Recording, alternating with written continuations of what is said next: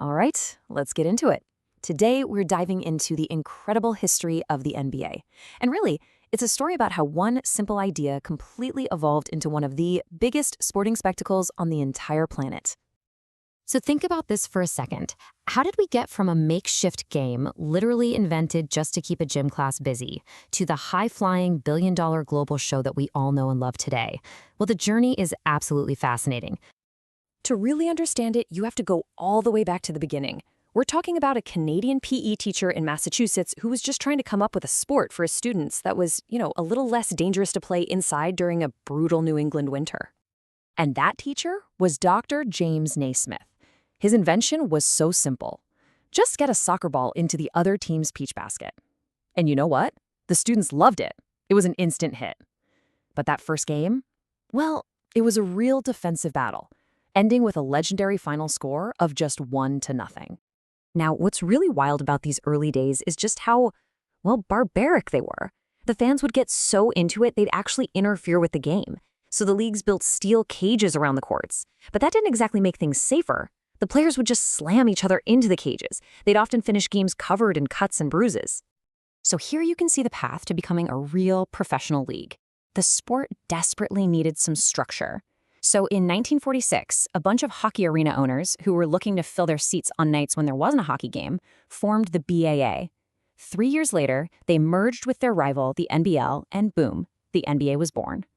But honestly, the most important change came in 1954, the shot clock. It forced teams to actually play, single-handedly saving the game from becoming this slow, boring mess. Okay, so the league is formed, the rules are in place, the stage was set. It was time for the NBA's first dominant players to show up and build the league's first real dynasties. And the first of these giants was George Mikan. The guy was 6'10", an absolutely unstoppable force for the Minneapolis Lakers.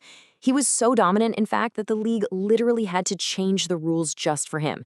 They widened the lane from 6 to 12 feet, a change that's still known as the Mikan rule, just to give other teams a fighting chance. But if Mikan built a dynasty, Bill Russell built an absolute empire. The 1960s belonged completely to him and the Boston Celtics. His arrival kicked off an era of dominance that the league had never seen before, and honestly hasn't seen since. 11. Just let that sink in. That's how many championships Bill Russell won. For him, it was never about personal stats. It was all about team first, defense, and rebounding. And that formula? It created the greatest dynasty in American sports history. Now, while Russell was collecting all those rings, his great rival, Wilt Chamberlain, was busy collecting records.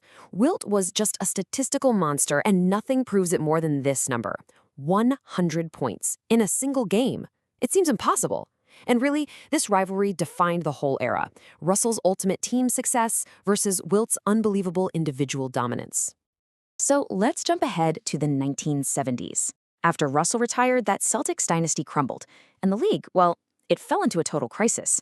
Ratings were tanking, the league's reputation was in the gutter, and people were seriously questioning if it would even survive. The 70s were just a perfect storm of problems. Without a top dog, there was a huge power vacuum. You had 8 different champions in 10 years. A rival league, the ABA, was splitting the talent pool, and the NBA's image was just taking a beating.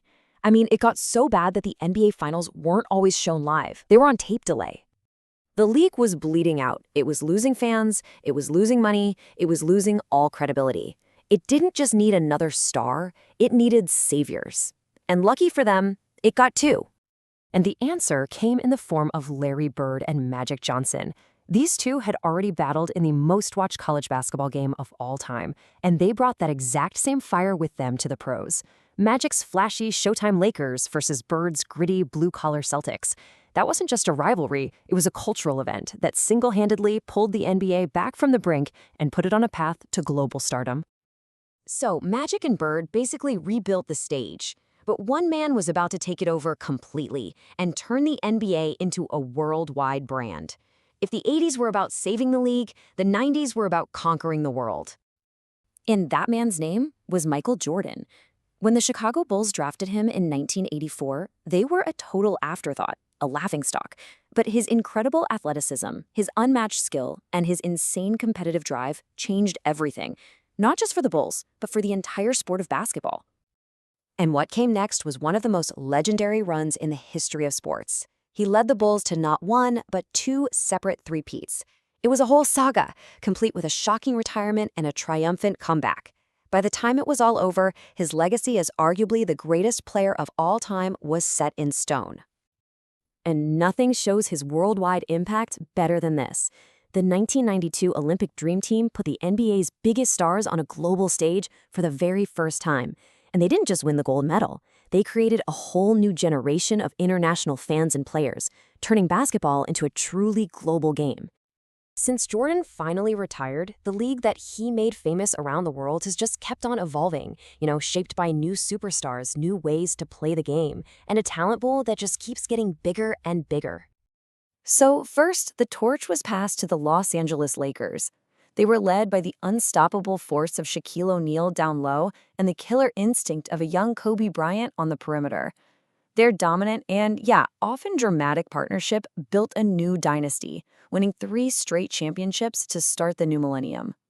Then, the game itself just completely changed. Led by Stephen Curry, the Golden State Warriors showed everyone that an offense built around the three-point shot wasn't just a gimmick.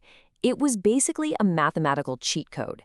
They used spacing and shooting to completely change the geometry of the court and alter how basketball's played at every single level.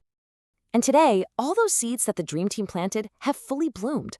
The league's biggest award, the MVP, has pretty much been dominated by international players lately. Guys like Nikola Jokic from Serbia and Giannis Antetokounmpo from Greece. It's the ultimate proof that the NBA isn't just America's league anymore, it's the world's league. So what you should really take away from this is just how much the landscape has shifted. The 80s and 90s, they were all about a few dominant dynasties. But as you can see, the modern era has brought this period of incredible parity, where the path to a championship is way more wide open than it has ever been before. So from a simple gym class game with a couple of peach baskets to a global, multi-billion-dollar empire, the history of the NBA is just a story of constant, amazing evolution. And it really makes you wonder, with more talent coming from more places than ever before, who's going to define the next era? What does the next chapter of this incredible story even look like?